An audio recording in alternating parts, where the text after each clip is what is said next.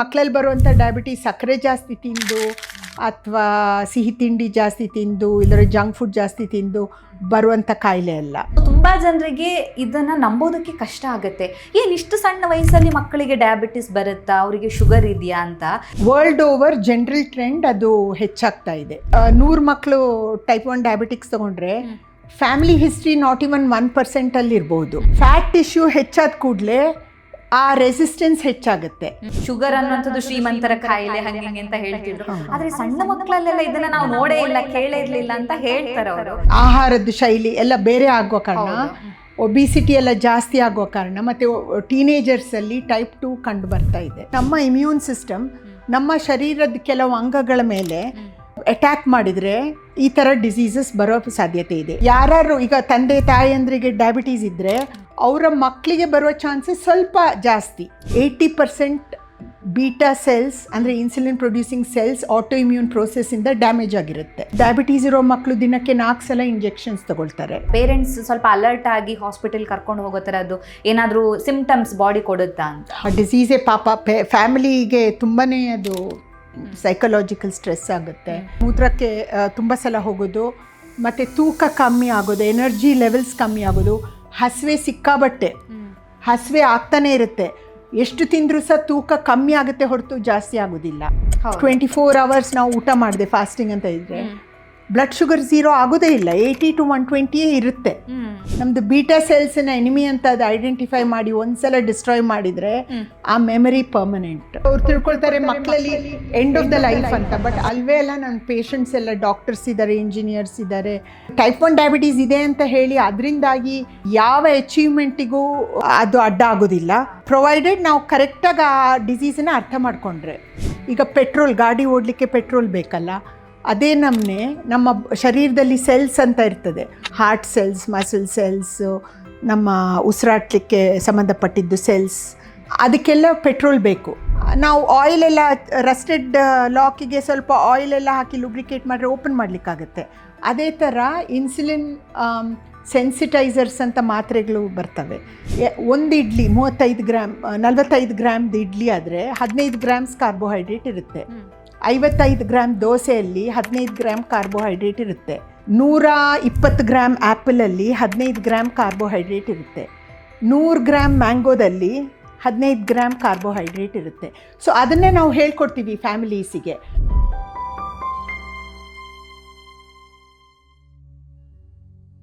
ವಿಜಯ ಕರ್ನಾಟಕ ವೀಕ್ಷಕರಿಗೆ ನಮಸ್ತೆ. ನಾನು ರಕ್ಷಾ ಕೋಟ್ಯಾನ್. ಡಯಾಬಿಟಿಸ್ ಅಥವಾ ಸಕ್ಕರೆ ಕಾಯಿಲೆ ಈಗ ಬರೀ ಒಂದು ದೊಡ್ಡವರ ಕಾಯಿಲೆಯಾಗಿ ಮಾತ್ರ ಉಳಿದಿಲ್ಲ. ಮಕ್ಕಳಲ್ಲೂ ಕೂಡ ಡಯಾಬಿಟಿಸ್ ಬರುವಂಥ ಸಾಧ್ಯತೆಗಳು ಹೆಚ್ಚಾಗಿಯೇ ಇರುತ್ತೆ. ಒಂದು ವೇಳೆ ಮಕ್ಕಳಲ್ಲಿ ಡಯಾಬಿಟಿಸ್ ಬಂತು ಅಂತಾಗ ಪೇರೆಂಟ್ಸಿಗೆ ತುಂಬ ಭಯ ಆಗಿಬಿಡುತ್ತೆ, ಅಯ್ಯೋ ಮಗುವಿನ ಭವಿಷ್ಯ ಏನು ಅಂತ. ಆದರೆ ಇತ್ತೀಚೆಗೆ ಬಂದಿರುವಂಥ ಟೆಕ್ನಾಲಜಿ ಪ್ರಕಾರ ನೋಡೋದಾದರೆ ಮಕ್ಕಳಿಗೆ ಡಯಾಬಿಟಿಸ್ ಬಂತು ಅಂತ ಹೇಳಿದ್ರೆ ಹೇಗೆ ಮ್ಯಾನೇಜ್ ಮಾಡಬೇಕಾಗತ್ತೆ, ಅದರ ಜೊತೆಗೆ ಇನ್ಸುಲಿನ್ ಪಂಪ್ ಅಂತ ಹೇಳಿದರೆ ಏನು ಅಂತ. ಯಾಕಂದರೆ ಕಾಮನ್ ಆಗಿ ನಾವು ಇಂಜೆಕ್ಷನ್ ಕೊಡ್ತೀವಿ ಅನ್ನೋದನ್ನ ಕೇಳಿರ್ತೀವಿ, ಆದರೆ ಇನ್ಸುಲಿನ್ ಪಂಪ್ ಅಂತ ಹೇಳಿದರೆ ಏನು, ಇದು ಮಕ್ಕಳಿಗೆ ಹೇಗೆ ಸಹಾಯವನ್ನ ಮಾಡುತ್ತೆ, ಮಕ್ಕಳಲ್ಲಿ ಈ ಒಂದು ಡಯಾಬಿಟಿಸ್ ಅಥವಾ ಸಕ್ಕರೆ ಕಾಯಿಲೆ ಬರೋದಕ್ಕೆ ಮುಖ್ಯ ಕಾರಣ ಏನು, ಹಾಗೆಯೇ ಲಕ್ಷಣಗಳು ಯಾವ ರೀತಿಯಾಗಿರುತ್ತೆ, ಈ ಎಲ್ಲ ವಿಚಾರದ ಬಗ್ಗೆ ಹೆಚ್ಚಿನ ಮಾಹಿತಿನ ತಿಳಿಸ್ಕೊಡೋದಕ್ಕೆ ಇವತ್ತು ನಮ್ಮ ಜೊತೆ ಇದ್ದಾರೆ doctor Kavita Bhat, lead consultant pediatric endocrinologist, Manipal hospitals, Yelahanka, Bangalore. Doctor, ಕಾರ್ಯಕ್ರಮಕ್ಕೆ ಸ್ವಾಗತ. ನಮಸ್ತೆ ಮ್ಯಾಮ್. ನಮಸ್ಕಾರ ಮ್ಯಾಮ್. ಈಗ ಡಯಾಬಿಟೀಸ್ ತುಂಬಾ ಜನರಿಗೆ ಇರುವಂಥ one of the most condition ಅಂತಾನೆ ಹೇಳ್ಬೋದು. ನಮ್ಮ ಇಂಡಿಯಾ ಡಯಾಬಿಟಿಕ್ ಕ್ಯಾಪಿಟಲ್ ಕೂಡ ಆಗಿದೆ. ಸೊ ಭಾರತದಲ್ಲಿ ಹೆಚ್ಚಿನ ಜನರಿಗಿದೆ. ಆದರೆ ನಾವಿವತ್ತು ಮಾತಾಡ್ತಾ ಇರುವಂಥದ್ದು ಮಕ್ಕಳಲ್ಲಿ ಬರುವಂಥ ಡಯಾಬಿಟಿಸ್ನ ಬಗ್ಗೆ. ಸೊ ತುಂಬಾ ಜನರಿಗೆ ಇದನ್ನ ನಂಬೋದಕ್ಕೆ ಕಷ್ಟ ಆಗುತ್ತೆ. ಇಷ್ಟು ಸಣ್ಣ ವಯಸ್ಸಲ್ಲಿ ಮಕ್ಕಳಿಗೆ ಡಯಾಬಿಟಿಸ್ ಬರುತ್ತಾ, ಅವರಿಗೆ ಶುಗರ್ ಇದೆಯಾ ಅಂತ. ಸೊ ನಿಜವಾಗಿಯೂ ಈಗ ಈ ಪೀಡಿಯಾಟ್ರಿಕ್ ಡಯಾಬಿಟಿಸ್ ಅನ್ನುವಂಥದ್ದು ಹೆಚ್ಚಾಗ್ತಾ ಇದೆಯಾ? ಸೊ ಇದನ್ನ ಪ್ರಾಕ್ಟಿಕಲಿ ನಂಬಬೇಕಲ್ವಾ ಅಂತ. ಹೌದು, ಮಕ್ಕಳಲ್ಲಿಯೂ ಸಹ ಸಕ್ಕರೆ ಕಾಯಿಲೆ ಬರ್ತದೆ. ಮತ್ತು ಅದರದ್ದು ಇನ್ಸಿಡೆನ್ಸ್ ಅಂದರೆ ಬರೋದು ಜಾಸ್ತಿ ಆಗಿದೆ ವರ್ಲ್ಡ್ ಅಕ್ರಾಸ್. ಮತ್ತು ಕೆಲವು ಸ್ಟಡೀಸಲ್ಲಿ ಕೋವಿಡ್ ನಂತರ ಇನ್ನೂ ಜಾಸ್ತಿ ಆಗಿದೆ ಅಂತ, but still studies are going on, ಅದು ನಿಜವಾಗ್ಲೂ ಜಾಸ್ತಿ ಆಗಿದೆಯಾ ಅಂತ after Covid. But world over general trend ಅದು ಹೆಚ್ಚಾಗ್ತಾ ಇದೆ. ಎಸ್ಪೆಷಲಿ ಇನ್ 0 to 4 years ಅಲ್ಲೆಲ್ಲ ಮಕ್ಕಳು, ಅಷ್ಟು ಚಿಕ್ಕ ಮಕ್ಕಳಲ್ಲಿ numbers of children with diabetes across the world ಜಗತ್ತಲ್ಲೆಲ್ಲ ಇನ್ಕ್ರೀಸ್ ಆಗ್ತಾ ಇದೆ. ಓಕೆ ಓಕೆ, ಹಾಗಿದ್ರೆ ಹಿಂದಿಗಿಂತ ಇವಾಗ ಹೆಚ್ಚಾಗ್ತಾ ಇದೆ ಅನ್ನುವಂಥದ್ದು ಹೆಚ್ಚಾಗ್ತಾ ಇದೆ ಮತ್ತು ಹೆಚ್ಚು ಕಂಡುಹಿಡಿತಾ ಇದ್ದಾರೆ. ಮುಂಚೆ ಎಲ್ಲ ಕೆಲವೊಮ್ಮೆ ಡಯಾಗ್ನೋಸಿಸ್ ಆಗದೆ ಹೋಗ್ತಾ ಇದ್ರು ಮಕ್ಕಳೆಲ್ಲ. ಯಾಕೆಂದ್ರೆ ಅದನ್ನೆಲ್ಲ ನಾವು ಇಮ್ಯಾಜಿನ್, ಮಕ್ಕಳಲ್ಲಿ ನಾವು ಪಕ್ಕನೆ ಡಯಾಗ್ನೋಸ್ ಮಾಡಲ್ಲ ಅಲ್ಲ ಸಕ್ಕರೆ ಕಾಯಿಲೆ ಅಂತ. ಸೊ ಅದು ಕೆಲವೊಮ್ಮೆ ಮುಂಚೆ ಎಲ್ಲ ಮಿಸ್ ಆಗ್ತಿತ್ತು. ಬಟ್ ಈಗ ಅವೇರ್ನೆಸ್ ಜಾಸ್ತಿ ಆಗಿ ಹೆಚ್ಚು ಕಂಡುಹಿಡಿತಾ ಇದ್ದಾರೆ. ಓಕೆ ಓಕೆ, ಯಾಕಂದ್ರೆ ಕೆಲವೊಂದು ಪೇರೆಂಟ್ಸಿಗೆ ಅಯ್ಯೋ ನನ್ನ ಮಗಳಲ್ಲಿ ಅಥವಾ ನನ್ನ ಮಗನಿಗೆ ಡಯಾಬಿಟಿಸ್ ಬಂದಿದೆ, ಅದು ಇಷ್ಟು ಸಣ್ಣ ಏಜಿಗೆ ಬಂದಿದೆ ಅಂದರೆ ಅದನ್ನು ಅರಗಿಸ್ಕೊಳ್ಳೋದು ಸ್ವಲ್ಪ ಕಷ್ಟ ಆಗೇ ಆಗುತ್ತಲ್ವ. ಯಾಕಂದ್ರೆ ಈಗ ನಮ್ಮ ಅಜ್ಜ ಅಜ್ಜಿ ಹತ್ರ ಅಮ್ಮನ ಹತ್ರ ಕೇಳಿದ್ರು ನಮ್ಮ ಕಾಲದಲ್ಲೆಲ್ಲ ಇರ್ಲಿಲ್ಲಪ್ಪ, ದೊಡ್ಡವ್ರಾದ್ಮೇಲೆ ಅದನ್ನ ಕೇಳ್ತಾ ಇದ್ವಿ, ಬಿಟ್ರೆ ಅದು ಶುಗರ್ ಅನ್ನುವಂಥದ್ದು ಶ್ರೀಮಂತರ ಕಾಯಿಲೆ ಹಂಗೆ ಅಂತ ಹೇಳ್ತಿದ್ರು. ಆದರೆ ಸಣ್ಣ ಮಕ್ಕಳಲ್ಲೆಲ್ಲ ಇದನ್ನ ನಾವು ನೋಡೇ ಇಲ್ಲ, ಕೇಳೇ ಇರಲಿಲ್ಲ ಅಂತ ಹೇಳ್ತಾರೆ ಅವರು. ಸೊ ಅದಕ್ಕೋಸ್ಕರ ಸೊ ಪ್ರಾಕ್ಟಿಕಲಿ ನೋಡೋದಾದ್ರೆ ಮಕ್ಕಳಲ್ಲಿ ಡಯಾಬಿಟಿಸ್ ಹೆಚ್ಚಾಗ್ತಾ ಇದೆ. ಮತ್ತೆ ಮಕ್ಕಳಲ್ಲಿರುವ ಡಯಾಬಿಟೀಸ್ ಬೇರೆ ಕಾಯಿಲೆ, ಈಗ ಜ್ವರಕ್ಕೆ ಹಲವಾರು ಕಾಯಿಲೆಗಳು ಕಾರಣ ಇರುತ್ತೆ. ಅದೇ ತರ ಶುಗರ್, ರಕ್ತದಲ್ಲಿ ಶುಗರ್ ಜಾಸ್ತಿ ಆಗ್ಲಿಕ್ಕೆ ಕಾರಣ ಕೆಲವಿರ್ತವೆ. ಒಂದು ಟೈಪ್ 2 ಅಂತ ಹೇಳ್ತೇವೆ, ಅದು ಅಡಲ್ಟ್ಸ್ ಅಲ್ಲಿ ಬರುವಂತದ್ದು. ಮತ್ತೆ ಟೈಪ್ 1 ಅಂದ್ರೆ ಮಕ್ಕಳಲ್ಲಿ ಬರುವಂತದ್ದು. ಸೊ ಅದು ಸಿಂಪ್ಟಮ್, ಎರಡು ಬೇರೆ ಡಿಸೀಸಸ್. ಬಟ್ ಅದರ ಸಿಂಪ್ಟಮು ಬ್ಲಡ್ ಶುಗರ್ ಜಾಸ್ತಿ ಆಗೋದು. ಓಕೆ ಓಕೆ, ಸೊ ಡಯಾಬಿಟಿಸ್ ಅಲ್ಲಿ ಮೇಜರ್ಲಿ 2 ಟೈಪ್ ಇದೆ, ಟೈಪ್ 1 ಡಯಾಬಿಟಿಸ್, ಟೈಪ್ 2 ಡಯಾಬಿಟಿಸ್ ಅಂತ. ಆದ್ರೆ ಮಕ್ಕಳಲ್ಲಿ ಬರುವಂತದ್ದು ಟೈಪ್ 1 ಡಯಾಬಿಟಿಸ್ ಮೋಸ್ಟ್ಲಿ. ಇತ್ತೀಚೆಗೆ ಈಗ ಲೈಫ್ ಸ್ಟೈಲ್ ನಮ್ದು ಸ್ವಲ್ಪ ಸೆಡೆಂಟ್ರಿ, ಅಂದ್ರೆ ಓಡಾಡೋದು ಕಮ್ಮಿ ಆಗಿದೆ, ಎಸ್ಪೆಷಲಿ ಸಿಟೀಸ್ ಅಲ್ಲಿ. ಮತ್ತೆ ಹಳ್ಳಿಗಳಲ್ಲೂ they are trying to imitate the western, ಅದು ಆ ಥರ. ಮತ್ತೆ ಅದು ಆಹಾರದ ಶೈಲಿ ಎಲ್ಲ ಬೇರೆ ಆಗೋ ಕಾರಣ, ಒಬಿಸಿಟಿ ಎಲ್ಲ ಜಾಸ್ತಿ ಆಗೋ ಕಾರಣ, ಮತ್ತೆ ಟೀನೇಜರ್ಸ್ ಅಲ್ಲಿ ಟೈಪ್ 2 ಕಂಡು ಬರ್ತಾ ಇದೆ. ಓಕೆ ಓಕೆ, ಬಟ್ ಇದನ್ನ ಟೈಪ್ 1 ಡಯಾಬಿಟಿಸ್ ಅನ್ನು ಆಟೋಇಮ್ಯೂನ್ ಡಿಸೀಸ್ ಅಂತ ಕರೀತಾರಲ್ವಾ, ಅಂದ್ರೆ ಅವರಿಗೆ ಹುಟ್ಟುತ್ತಾನೆ ಬಂದಿರುತ್ತೆ ಡಯಾಬಿಟಿಸ್, ಅಂದ್ರೆ ಜೆನೆಟಿಕಲಿ ಬರುತ್ತೆ ಅಂತ ಹೇಳ್ತಾರೆ.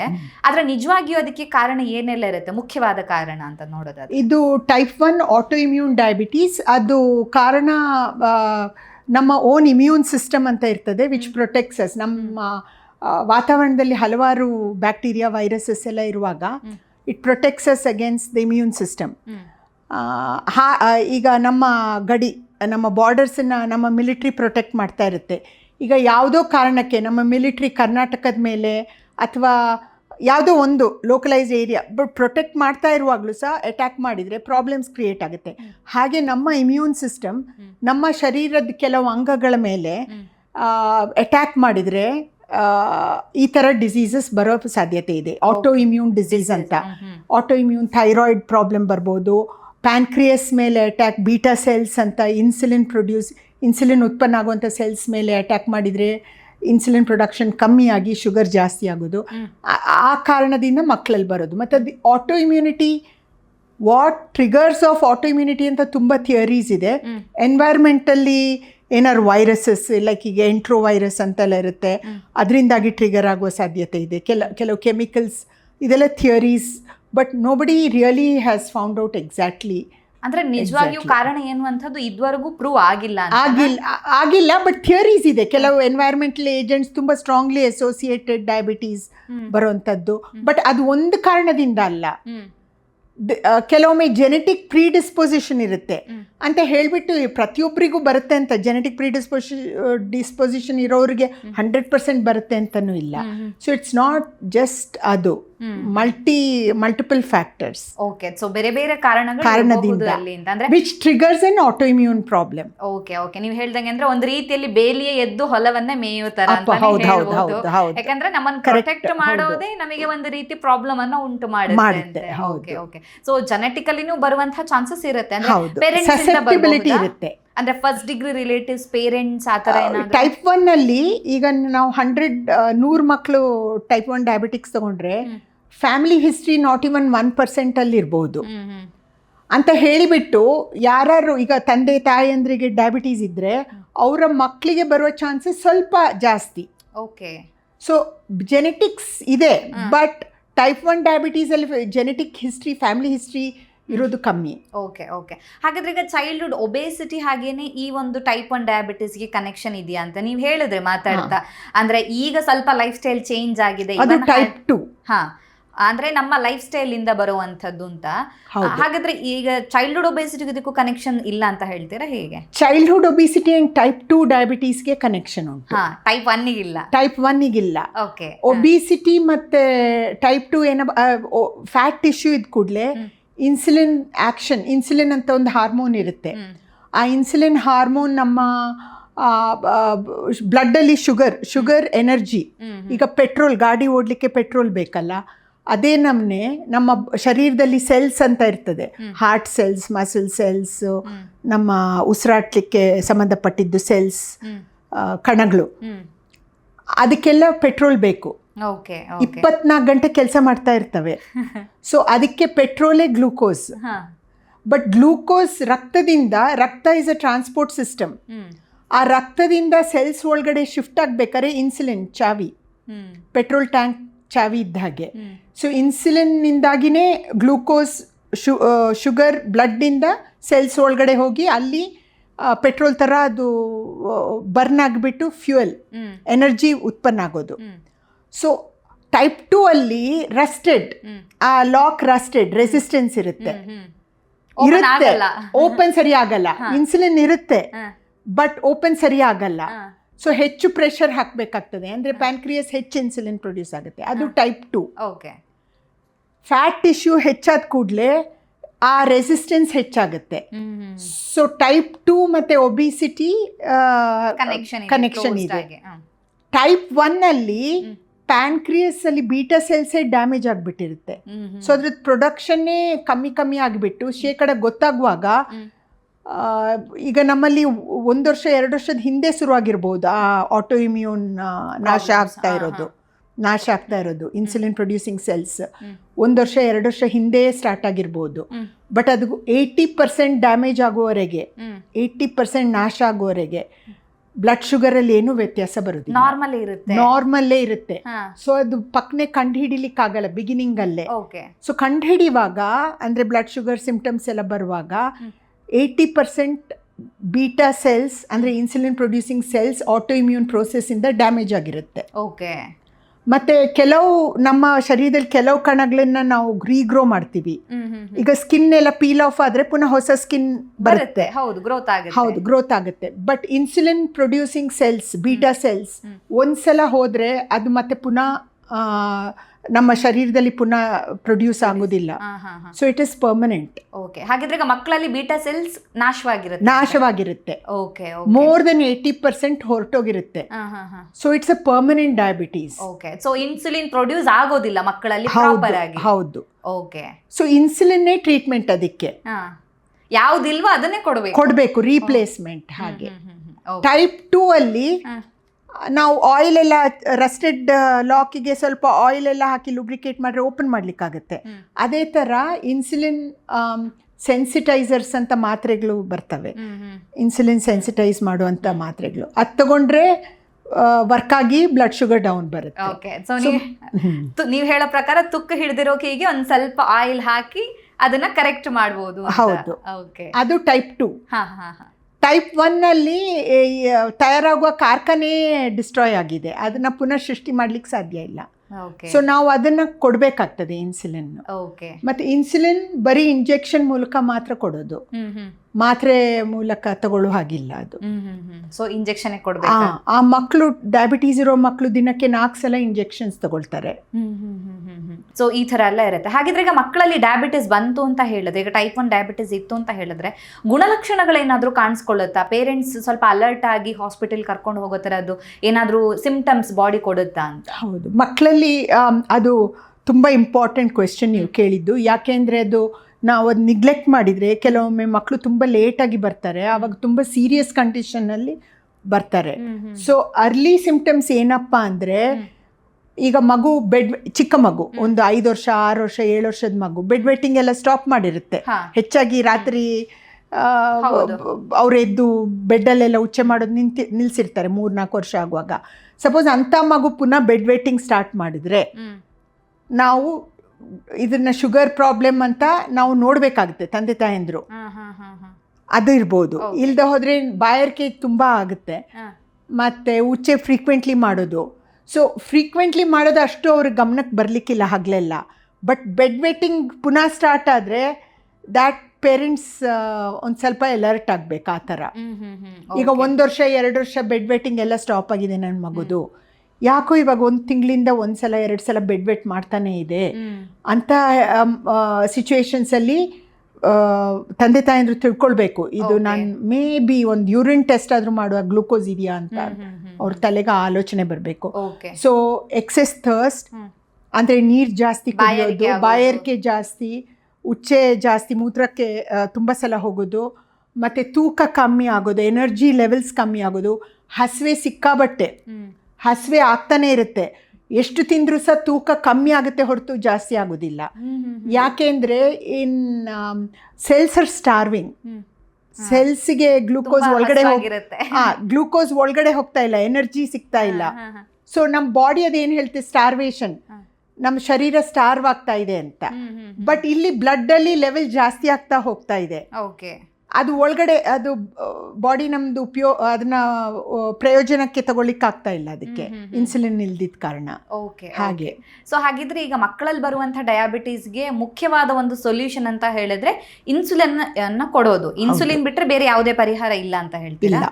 ಓಕೆ, ಅಂದ್ರೆ ಈಗೆಲ್ಲ ರಿಸರ್ಚ್ ಆಗ್ತಾ ಇದೆ ಐಲೆಟ್ ಸೆಲ್ ಟ್ರಾನ್ಸ್ಪ್ಲಾಂಟ್ ಅಂತ, but still it's research stage ಅಲ್ಲಿ ಇದೆ. ಆದ್ರೆ ಸದ್ಯದ ಮಟ್ಟಿಗೆ ಮಕ್ಕಳಿಗೆ ಡಯಾಬಿಟಿಸ್ ಬಂದ್ರೆ ಇನ್ಸುಲಿನ್ ಅಷ್ಟೇ ಅಂತ. ಸೊ ಕಾಮನ್ ಆಗಿ ಇನ್ಸುಲಿನ್ ಅಂತ ಹೇಳಿದ್ರೆ ಒಂದು ಇಂಜೆಕ್ಷನ್ ರೂಪದಲ್ಲಿ ಕೊಡೋದು ಅಂತ ನೀವು ಹೇಳಿದ್ರಿ ಮಾತಾಡ್ತಾ, ದಿನಕ್ಕೆ ಒಂದು 3 ಸತಿ ಕೊಡ್ಬೇಕಾಗುತ್ತೆ, 4 ಸತಿ ಕೊಡ್ಬೇಕಾಗತ್ತೆ ಅಂತ. ಒಂದು ರೀತಿಯಲ್ಲಿ ನೋಡೋದಾದ್ರೆ ಸಣ್ಣ ಮಕ್ಕಳಿಗೆ ಅಷ್ಟು ಸಣ್ಣ ಏಜ್ ಅಲ್ಲಿ ಅದನ್ನ ನೋಡಿದ್ರೇನೆ, ಕೆಲವರಿಗೆ ಸಿರಿಂಜ್ ನೋಡಿದ್ರೇನೆ ಭಯ ಆಗ್ಬಿಡುತ್ತೆ.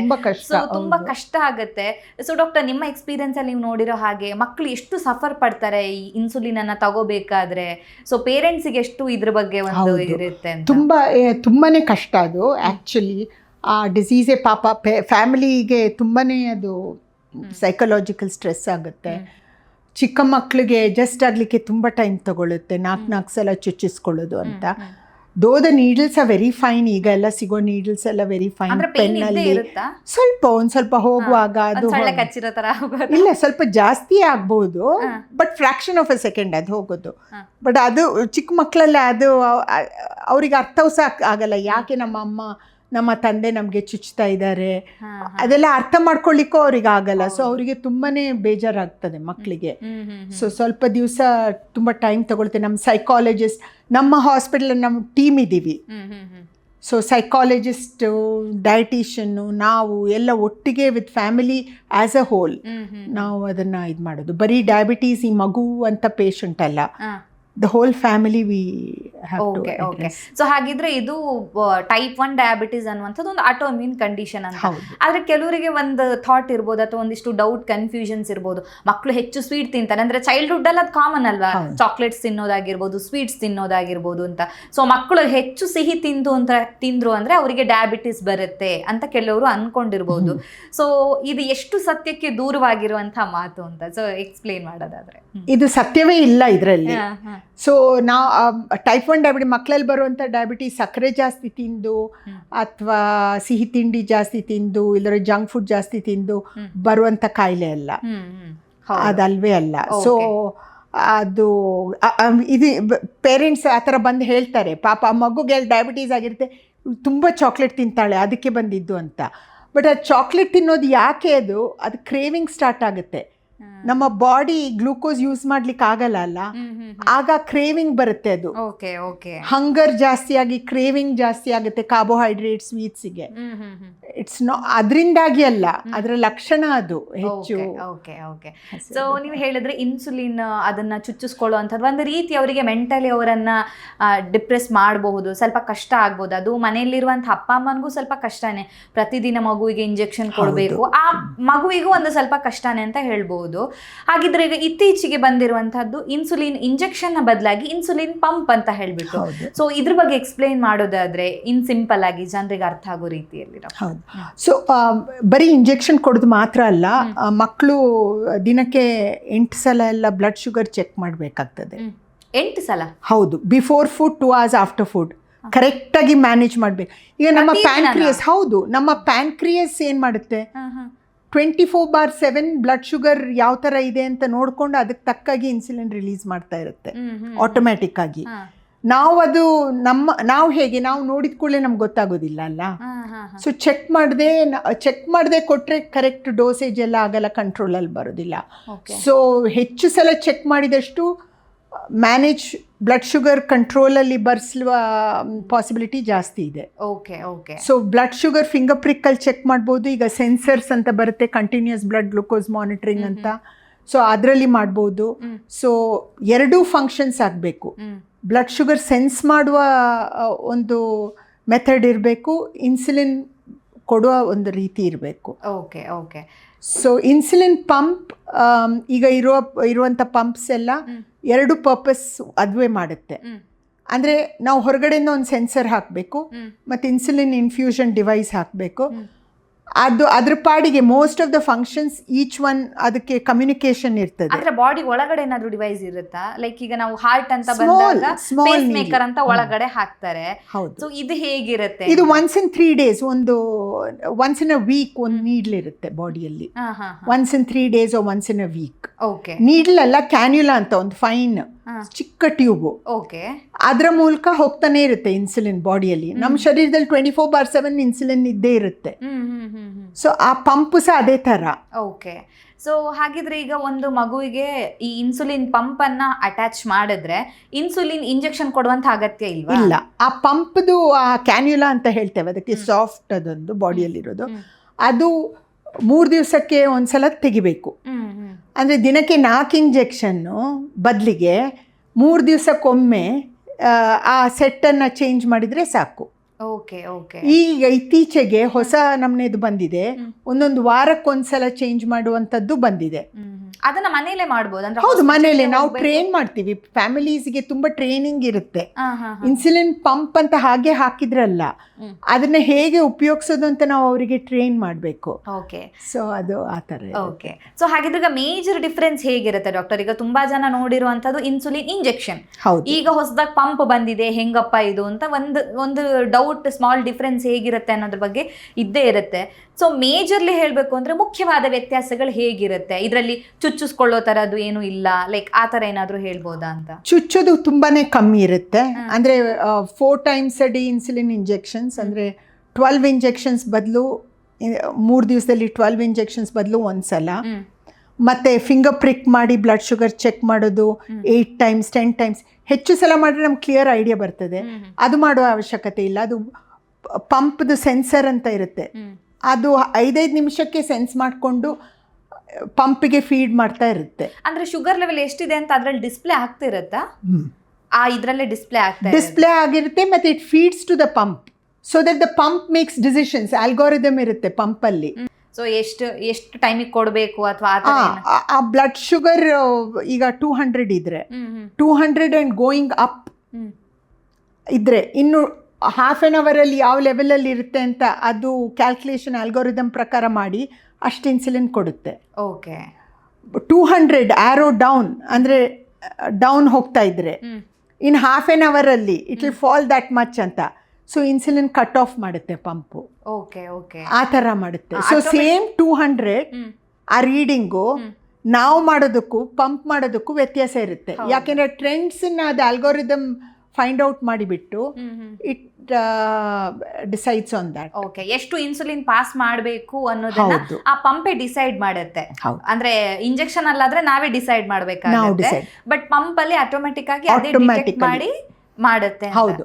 ಬಟ್ ಊಟ ಮಾಡುವ ಬೇಸಲ್ ಅಂತ ಹೇಳ್ತೀವಿ, ನಮ್ಮ ಬಾಡಿಯಲ್ಲಿ 2 ಇನ್ಸುಲಿನ್ ಸೆಕ್ರೀಷನ್ 2 ಫೇಸಸಲ್ಲಿ ಆಗುತ್ತೆ. ಈಗ ನಾವು ಊಟ ಮಾಡದಿದ್ರೂ ಸಹ ನಮ್ಮ ಬ್ಲಡ್ ಶುಗರ್ 0 ಆಗೋದಿಲ್ಲ, ಹೌದಾ? 24 hours ನಾವು ಊಟ ಮಾಡಿದೆ ಫಾಸ್ಟಿಂಗ್ ಅಂತ ಇದ್ರೆ ಬ್ಲಡ್ ಶುಗರ್ 0 ಆಗೋದೇ ಇಲ್ಲ, 80 to 120 ಇರುತ್ತೆ. ಅದು ಹೇಗೆ, ಎಲ್ಲಿಂದ ಬರುತ್ತೆ ಶುಗರು? ಲಿವರಿಂದ. ಅದು ಇಂಟರ್ನಲ್ ಶುಗರು. ಸೊ ಅದಕ್ಕೆ ಆ ಲೆವೆಲ್ ಮೇಂಟೈನ್ ಮಾಡಲಿಕ್ಕೂ ಸ್ವಲ್ಪ ಇನ್ಸುಲಿನ್ ಬೇಕು, ಬೇಸಲ್ ಅಂತ ಹೇಳ್ತೇವೆ. ನಾವು ಊಟ ಮಾಡಿದಾಗ ಬ್ಲಡ್ ಶುಗರ್ ಸ್ಪೈಕ್ ಆಗುತ್ತೆ, ಅದು external sugar. So external sugar handle ಮಾಡಲಿಕ್ಕೂ ಇನ್ಸುಲಿನ್ ಬೇಕು. ಸೊ 2 ಥರದ ಇನ್ಸುಲಿನ್ ಮಕ್ಕಳು ತಗೊಳ್ತಾರೆ ಇನ್ಸುಲಿನ್ ಇಂಜೆಕ್ಷನ್ಸ್ ಮೂಲಕ. ಬಟ್ ಈ ಪಂಪಲ್ಲಿ ಒಂದೇ ಥರ insulin, it changes the rate. ಈಗ ನಾವು ಊಟ ಮಾಡಿದಾಗ ನಾವು ಅದು ಕಾರ್ಬೋಹೈಡ್ರೇಟ್ಸ್ ಎಷ್ಟು ಅಂತ ಫೀಡ್ ಮಾಡಿದರೆ ನಾವು ಇನ್ಸುಲಿನ್ ಕಾರ್ಬೋಹೈಡ್ರೇಟ್ ರೇಷಿಯೋ ಅಂತ ನಾವು ಡಿಸೈಡ್ ಮಾಡ್ತೀವಿ ಮಕ್ಕಳಿಗೆ. ಅಂದರೆ ಈ ಮಗುಗೆ ಇಷ್ಟು ಕಾರ್ಬೋಹೈಡ್ರೇಟ್ಸ್ಗೆ ಇಷ್ಟು ಇನ್ಸುಲಿನ್ ಬೇಕು ಅಂತ. ಅದನ್ನು ನಾವು ಪಂಪಿಗೆ ಫೀಡ್ ಮಾಡಿಬಿಟ್ರೆ ಅದು ನಾವು ಬರೀ ಕಾರ್ಬೋಹೈಡ್ರೇಟ್ಸ್ ಇಷ್ಟು ಅಂತ ಅದಕ್ಕೆ ಕೊಟ್ಟರೆ ಅದುವೇ ಕಂಪ್ಯೂಟ್ ಮಾಡುತ್ತೆ. ಓಕೆ, ಕಂಪ್ಯೂಟ್ ಮಾಡಿ ಕೊಡುತ್ತೆ ಅಷ್ಟು insulin. So 2 types of insulin ಅನ್ನು ಅದೇ ಬ್ಯಾಲೆನ್ಸ್ ಮಾಡುತ್ತೆ. ನಮ್ಮ ಬಾಡಿಯಲ್ಲಿ ಒಂದೇ ಟೈಪ್ ಇನ್ಸುಲಿನ್ ಅಲ್ಲ, ಹೌದು, ಅದರದ್ದು ರೇಟ್ ಆಫ್ ಪ್ರೊಡಕ್ಷನ್ ಬೇರೆ ಆಗಿ ಊಟ ಟೈಮಲ್ಲಿ ಒಂಥರ, ಫಾಸ್ಟಿಂಗ್ ಟೈಮಲ್ಲಿ ಉಪವಾಸದಲ್ಲಿ ಒಂಥರ ಅಂತ ಇರುತ್ತೆ. ಸೊ 2 ಟೈಪ್ಸ್ ಆಫ್ ಇನ್ಸುಲಿನ್ ಅನ್ನ ಆ ಮಷೀನೇ ಬ್ಯಾಲೆನ್ಸ್ ಮಾಡುತ್ತೆ. ನಾವು ಬರೀ ಆ ಫುಡ್ಗೆ ಮಾತ್ರ ನಾವು ಇನ್ಪುಟ್ ಹಾಕಬೇಕು. Okay okay. ಈಗ 2 ಇಡ್ಲಿ ಬ್ರೇಕ್ಫಾಸ್ಟಿಗೆ ಆ ಮಗು 2 ಇಡ್ಲಿ ತಗೊಳುತ್ತೆ ಅಂದರೆ 1 ಇಡ್ಲಿ 35 ಗ್ರಾಮ್ 45 ಗ್ರಾಮ್ದು ಇಡ್ಲಿ ಆದರೆ 15 ಗ್ರಾಮ್ಸ್ ಕಾರ್ಬೋಹೈಡ್ರೇಟ್ ಇರುತ್ತೆ. 55 ಗ್ರಾಮ್ ದೋಸೆಯಲ್ಲಿ 15 ಗ್ರಾಮ್ ಕಾರ್ಬೋಹೈಡ್ರೇಟ್ ಇರುತ್ತೆ. 120 ಗ್ರಾಮ್ ಆ್ಯಪಲಲ್ಲಿ 15 ಗ್ರಾಮ್ ಕಾರ್ಬೋಹೈಡ್ರೇಟ್ ಇರುತ್ತೆ. 100 ಗ್ರಾಮ್ ಮ್ಯಾಂಗೋದಲ್ಲಿ 15 ಗ್ರಾಮ್ ಕಾರ್ಬೋಹೈಡ್ರೇಟ್ ಇರುತ್ತೆ. ಸೊ ಅದನ್ನೇ ನಾವು ಹೇಳ್ಕೊಡ್ತೀವಿ ಫ್ಯಾಮಿಲೀಸಿಗೆ. ಅದು ಹೇಳ್ಕೊಟ್ರೆ ಅವರಿಗೆ ಫ್ಲೆಕ್ಸಿಬಿಲಿಟಿ ಬರುತ್ತೆ. Because insulin is match to carbohydrates. ಇಲ್ದಿದ್ರೆ ಅದು ಗೊತ್ತಿಲ್ದಿದ್ರೆ ಅದು ತಿಂದ್ರೆ ಜಾಸ್ತಿ ಆಗುತ್ತೆ, ಇದು ತಿಂದ್ರೆ ಕಮ್ಮಿ ಆಗುತ್ತೆ ಅಂತ ಅವ್ರು ಆ ಥರ ಎಷ್ಟು ಕಾರ್ಬೋಹೈಡ್ರೇಟ್ಸ್ ಇದೆ, ಏನು ಕಂಟೆಂಟ್ ಇದೆ ಅನ್ನೋದನ್ನ ನೀವು ಪೇರೆಂಟ್ಸ್ಗೆ ಮುಂಚೆನೇ ಹೇಳಿರ್ತೀರಾ. ಹೌದು. ಮತ್ತೆ ಫ್ಲೆಕ್ಸಿಬಿಲಿಟಿ ಸಿಗುತ್ತೆ ಅವರಿಗೆ. ಓಕೆ. ಈಗ ಕೇಕ್ ಬರ್ಡೇ ಪಾರ್ಟಿಯಲ್ಲಿ ಹೋಗಿ ಕೇಕ್ ತಿನ್ನಬೇಕು ಅಂದರೆ so 30 grams cake 2 inch by 2 inch ಅದರಲ್ಲಿ 15 ಗ್ರಾಮ್ಸ್ ಕಾರ್ಬೋಹೈಡ್ರೇಟ್ಸ್ ಅಂದರೆ ಗ್ಲುಕೋಸ್ ಈಕ್ವಿವೆಲೆಂಟ್.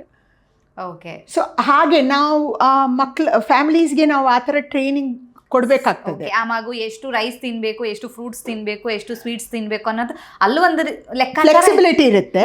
ಬಟ್ ಲೆಕ್ಕಾಚಾರ ಮಾಡಿ ಅದಕ್ಕೆ ತಕ್ಕಾಗಿ ಇನ್ಸುಲಿನ್. ನಮ್ಮ ಪ್ಯಾನ್ಕ್ರಿಯಸ್ ಅದೇ ತರ ಒಟ್ರಾಶಿ ತಿನ್ಬಾರ್ದು ಅಂತನಾ? ತಿನ್ಬಾರ್ದು ಅಂತ ಏನಿಲ್ಲ. ಓಕೆ. ಬಟ್ ನಮ್ಮ ಪ್ಯಾನ್ಕ್ರಿಯಸ್ ನಾವು ಏನ್ ಬೇಕಾದ್ರೆ ತಿಂತೇವೆ. Somebody is doing the calculation for us. ಯಾವುದದು? ನಮ್ಮ ಪ್ಯಾನ್ಕ್ರಿಯಸ್. ಸೊ ನಾವು ಕಲ್ತ್ಕೊಳ್ಬೇಕು ಅದು ಹೇಗೆ ಪ್ಯಾನ್ಕ್ರಿಯಸ್ ಹೇಗೆ ನಮಗೆ ಕೊಡ್ತಾ ಇದೆ ಅಂತ. ಯಾಕೆಂದ್ರೆ ಈ ಮಗುವಲ್ಲಿ ಬೀಟಾ ಸೆಲ್ಸ್ ಇಲ್ಲ, ಹೊರಗಡೆಯಿಂದ ನಾವು ಕೊಡಬೇಕು. ಸೊ ನಾವು ಪೇರೆಂಟ್ಸ್ ಆ ಕಾರ್ಬೋಹೈಡ್ರೇಟ್ ಕೌಂಟಿಂಗ್ ಅಂತ ಸ್ಕಿಲ್ ಕಲಿಬೇಕು. ಆಗ ಫ್ಲೆಕ್ಸಿಬಿಲಿಟಿ ಬರುತ್ತೆ. ಇಲ್ದವ್ರೆ ಅದು ತಿನ್ನಬೇಡ, ಬಾಳೆಹಣ್ಣು ತಿನ್ನಬೇಡ, ಅದು ತಿನ್ನಬೇಡ, ಇದು ತಿನ್ನಬೇಡ ಅಂತ.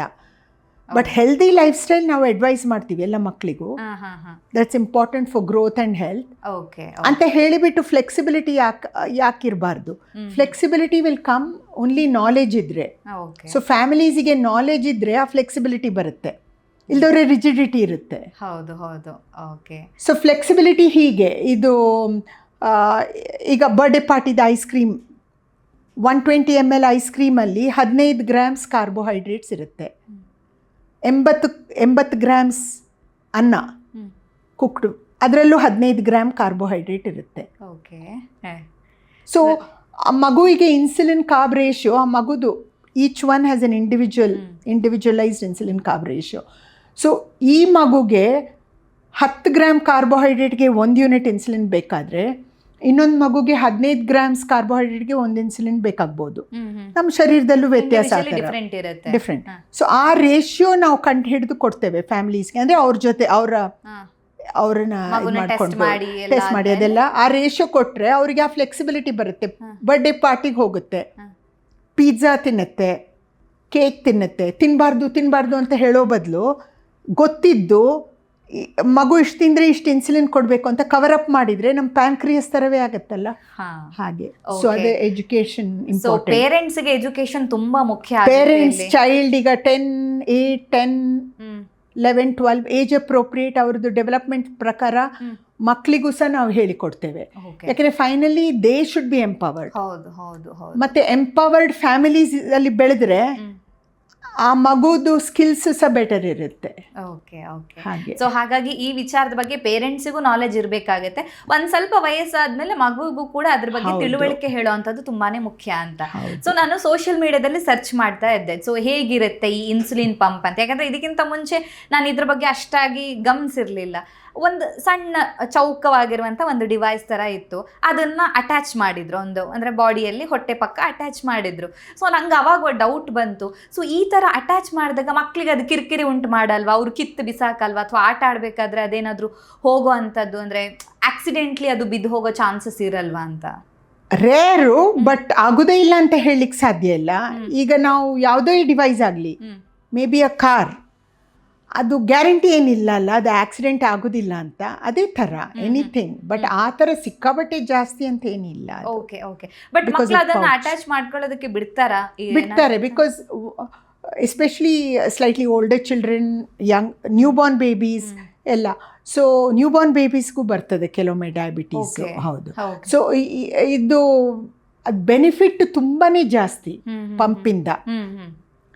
ಸೊ ಇದ್ರದ್ದು ಡಿಸ್ಕಂಫರ್ಟು vis-a-vis 4 injections a day, maybe 5 when there is a party, birthday party, 5 or 6 or some injections a day.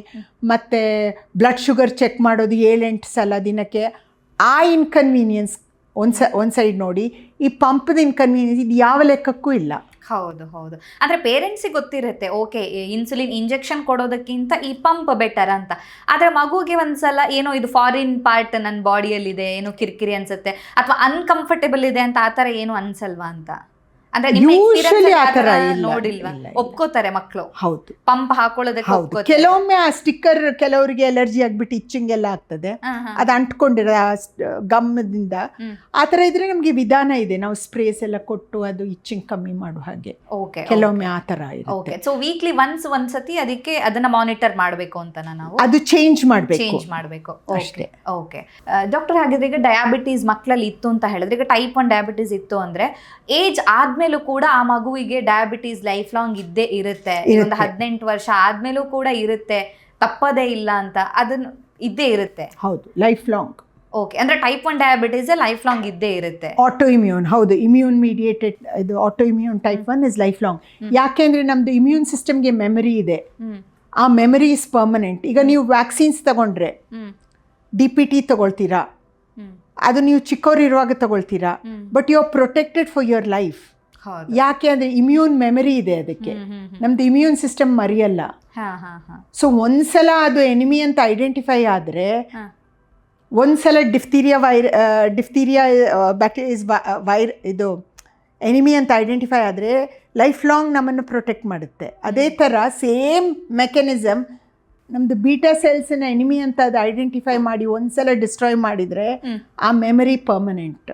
Okay, so ಹಾಗಿದ್ರೆ ಈಗ ಡಯಾಬಿಟಿಸ್ ಇತ್ತು ಅಂತ ಹೇಳಿದ್ರೆ ಅದು ಮಗುವಿನ ಡೈಲಿ ಲೈಫ್ ಆಕ್ಟಿವಿಟೀಸ್ಗೆ ಏನು ಎಫೆಕ್ಟ್ ಮಾಡೋದಿಲ್ವಾ? ಅಂದರೆ ಕಲಿಕೆಗಾಗಿರ್ಬಹುದು, ಫ್ರೆಂಡ್ಸ್ ಜೊತೆ ಓಡಾಡೋದಕ್ಕೆ, ಡೈಲಿ ಲೈಫಲ್ಲಿ ಅಂದರೆ ಓದೋದಾಗಿರ್ಬೋದು, ಕ್ವಾಲಿಟಿ ಆಫ್ ಲೈಫ್ ಅನ್ನೋದು. ಕ್ವಾಲಿಟಿ ಆಫ್ ಲೈಫ್ ಸ್ವಲ್ಪ it depends how the family takes it, but it's very very taxing. ಅದು ತುಂಬಾ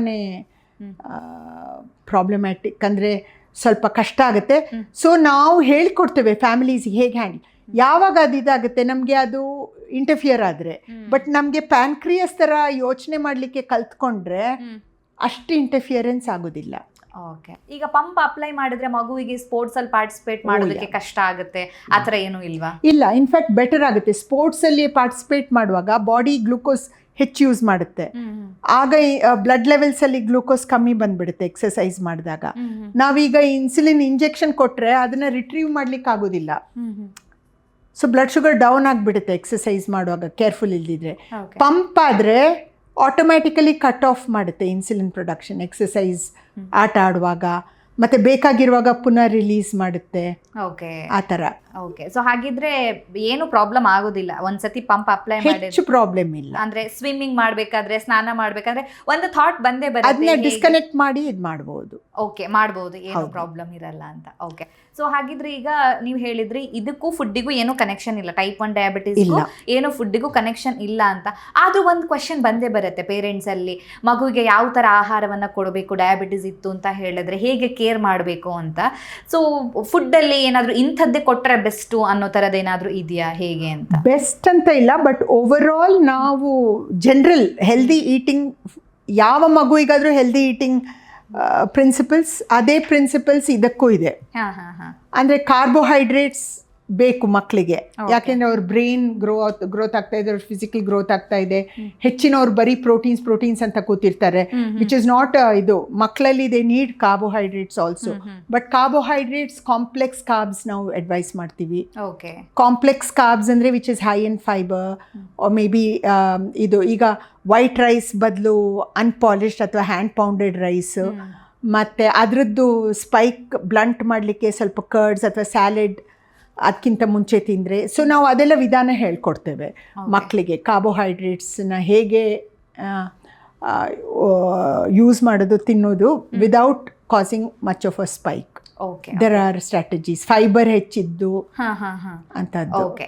ಸೊ ಈ ಒಂದು ಟೈಪ್ 1 ಡಯಾಬಿಟೀಸ್ನ ಬಗ್ಗೆ ಜನರಲ್ಲಿ ಇವಾಗಲೂ ಮಿಸ್ಕನ್ಸೆಪ್ಷನ್ ಇದೆ ಅಥವಾ ತಪ್ಪು ಕಲ್ಪನೆಗಳು ಇದಾವೆ ಅಂತ ನಿಮಗೆ ಅನ್ಸುತ್ತೆ? ಯಾಕಂದ್ರೆ ಪೇರೆಂಟ್ಸ್ ಬಂದು ನಿಮ್ಮ ಹತ್ರ ಮಾತಾಡಬೇಕಾದ್ರೆ ಅವ್ರು ಹೇಳೋವಂಥ ರೀತಿಯಲ್ಲಿ ನಿಮಗೆ ಅನ್ಸುತ್ತಾ, ಅರ್ಥ ಮಾಡ್ಕೊಂಡಿರುವಂಥ ರೀತಿ ತಪ್ಪಾಗಿದೆ, ಇದ್ರ ಬಗ್ಗೆ ಅವೇರ್ನೆಸ್ ಬೇಕು ಅಂತ ನಿಮ್ಗೆ ಖಂಡಿತ. ಯಾಕೆಂದ್ರೆ ಅವ್ರು ತಿಳ್ಕೊಳ್ತಾರೆ ಮಕ್ಕಳಲ್ಲಿ ಎಂಡ್ ಆಫ್ ದ ಲೈಫ್ ಅಂತ. ಬಟ್ ಅಲ್ವೇ ಅಲ್ಲ, ನನ್ನ ಪೇಷಂಟ್ಸ್ ಎಲ್ಲ ಡಾಕ್ಟರ್ಸ್ ಇದ್ದಾರೆ, ಇಂಜಿನಿಯರ್ಸ್ ಇದ್ದಾರೆ. ಈ ಟೈಪ್ 1 ಡಯಾಬಿಟೀಸ್ ಇದೆ ಅಂತ ಹೇಳಿ ಅದರಿಂದಾಗಿ ಯಾವ ಅಚೀವ್ಮೆಂಟಿಗೂ ಅದು ಅಡ್ಡ ಆಗೋದಿಲ್ಲ, ಪ್ರೊವೈಡೆಡ್ ನಾವು ಕರೆಕ್ಟಾಗಿ ಆ ಡಿಸೀಸನ್ನ ಅರ್ಥ ಮಾಡ್ಕೊಂಡು ಹ್ಯಾಂಡಲ್ ಮಾಡಲಿಕ್ಕೆ. ಸೊ ಎಜುಕೇಷನ್ ಇಂಪಾರ್ಟೆಂಟು, ಪೇರೆಂಟ್ಸ್ ಕಲ್ತ್ಕೊಳ್ಬೇಕು, ಅವೇರ್ನೆಸ್ಸು, ಎಜುಕೇಷನ್ನು ಎಲ್ಲ ಇಂಪಾರ್ಟೆಂಟ್ ಕಲ್ತ್ಕೊಂಡ್ರೆ. ಬಟ್ ಅದರಿಂದಾಗಿ ಯಾವುದಕ್ಕೂ ಅಡ್ಡ ಬರ್ಲಿಕ್ಕೆ ಸಾಧ್ಯ ಇಲ್ಲ. ಓಕೆ. ಸೊ ಇದ್ರ ಬಗ್ಗೆ ಭಯ ಬೇಡ, ಇದ್ರ ಬಗ್ಗೆ ಮಾಹಿತಿ ಇರಲಿ, ವಿಚಾರಗಳು ಗೊತ್ತಿರಲಿ ನಿಮ್ಗೆ ಅಂತ.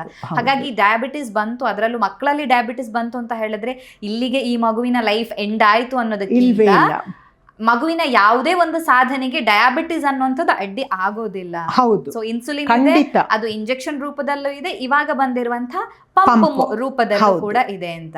ಪಂಪ್ ಉಪಯೋಗಿಸಿದ್ರೆ, ಇನ್ಸುಲಿನ್ ಪಂಪ್ ಥೆರಪಿ ಯೂಸ್ ಮಾಡಿದರೆ ನಮ್ಮ ಬ್ಯಾಂಡ್ ವಿಡ್ತ್ ಅಂದರೆ ನಮ್ಮದು ಟೈಮು, ಎನರ್ಜಿ ಡಯಾಬಿಟೀಸ್ ಮ್ಯಾನೇಜ್ಮೆಂಟಿಗೆ ಸ್ಪೆಂಡ್ ಮಾಡೋದು ಕಮ್ಮಿ ಆಗುತ್ತೆ. ಯಾಕೆಂದರೆ ಪಂಪೇ ಎಲ್ಲ ಹೆಚ್ಚಿಂದು ಡಿಸಿಷನ್ಸ್ ತಗೊಳ್ತಾ ಇರ್ತದೆ. ಸೊ ನಾವು we can keep it background ಸ್ವಲ್ಪ, ಬೇರೆದೆಲ್ಲ ಇದು ಆ ಥರ. ಮಗುಗೂ ಲೈಕ್ ಟೀನೇಜರ್ಸ್ಗೆಲ್ಲ ತುಂಬ ಹೆಲ್ಪ್ ಆಗ್ತದೆ ಅದು.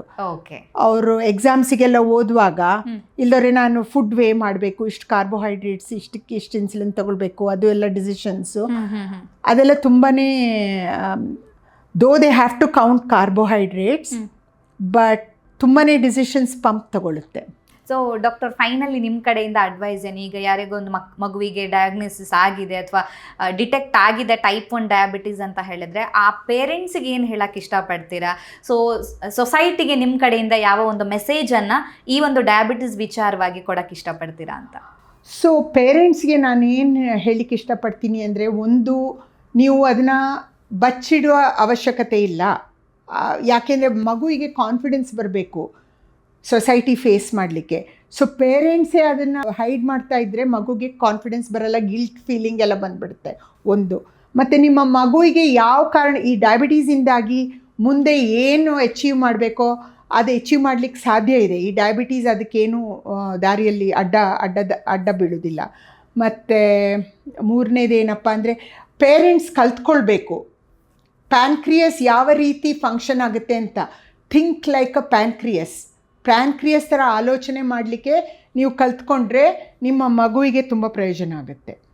Okay, thank you ma'am, thank you so much. ನಮ್ಮ ಇವತ್ತಿನ ಕಾರ್ಯಕ್ರಮದಲ್ಲಿ ಮಕ್ಕಳಿಗೆ ಬರುವಂಥ ಡಯಾಬಿಟಿಸ್, ಅದರಲ್ಲೂ ಟೈಪ್ 1 ಡಯಾಬಿಟಿಸನ್ನು ಹೇಗೆ ಮ್ಯಾನೇಜ್ ಮಾಡಬೇಕಾಗುತ್ತೆ, ಇನ್ಸುಲಿನ್ ಇಂಜೆಕ್ಷನ್ಗಿಂತ ಪಂಪ್ ಯಾಕೆ ಬೆಟರ್ ಆಗಿರುತ್ತೆ, ಸೊ ಅದ್ರ ಬಗ್ಗೆ ಕೂಡ ಪೇರೆಂಟ್ಸಿಗೆ ಗೊತ್ತಿರಬೇಕಾಗತ್ತೆ, ಹೇಗೆ ಮಾನಿಟರ್ ಮಾಡಬೇಕು. ಸೊ ಯಾವತ್ತೂ ಕೂಡ ಡಯಾಬಿಟಿಸ್ ಅನ್ನೋಂಥದ್ದು ಮಕ್ಕಳ ಯಾವುದೇ ಒಂದು ಬೆಳವಣಿಗೆಯನ್ನು ಅಥವಾ ಅವರ ಗುರಿಯೆಡೆಗೆ ಅವರು ಹೋಗೋದನ್ನು ತಪ್ಪಿಸೋದಿಲ್ಲ, ಅದಕ್ಕೆ ಅಡ್ಡ ಆಗಿ ಇರೋದಿಲ್ಲ.